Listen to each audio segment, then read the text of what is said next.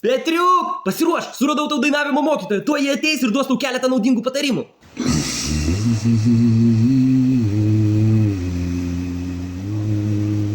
Maloniai kviečiam, praeikit, Petriukas jau jūsų laukia.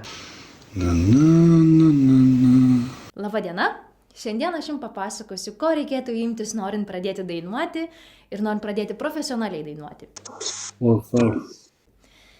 Taigi, pats pirmasis žingsnis, ko reikėtų imtis ir mokytis, yra kvėpavimas.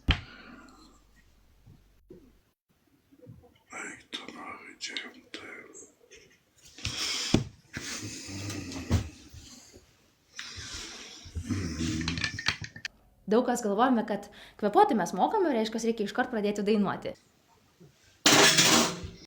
Bet tai yra netiesa, kadangi kvėpavimas yra toks, jeigu jūs apie tai dar nežinote, tai yra diafragminis šonkaulinis.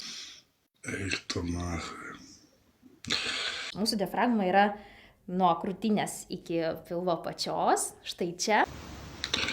Kodėl aš iš pradžių nesupratau, blet? Reikėtų stengtis įkvėpti taip, kad diafragma išsitemptų, o pilvas išsipūstų. Dabar tai tikrai viskas pradeda aiškėti. Tai reikalauja daug laiko, atsimenu pati, aš mokysiu kvėpuoti visus metus ir visi manęs klausinėdavo, tai kada tu pradėsi dainuoti? Aš sakau, kad dar vis mokusi kvėpuoti. Kodėl aš iš pradžių neapmąsčiau visko gerai? Taigi, tai svarbiausia yra giliai kvėpti ir įsivaizduoti, kad viduje yra toks ilgas ir aukštas kvėpavimo stulpas. Bet kodėl? Taigi, nuo pilvo pačios visas oras, kurį jūs įkvėpėte, eina iki pat jūsų ryklės, gerklės ir tuomet visą orą su garsu mes išleidžiame žmonėms į priekį. Ir taip mes pradedame dainuoti. Aš tau paaiškysiu, žmogau.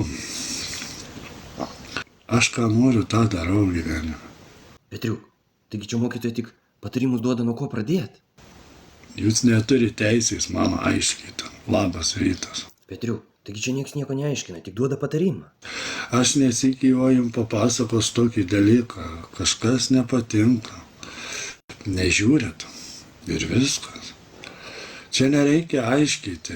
Čia mes ne Rusijoje, žinai, kad aiškintumėt. Jūs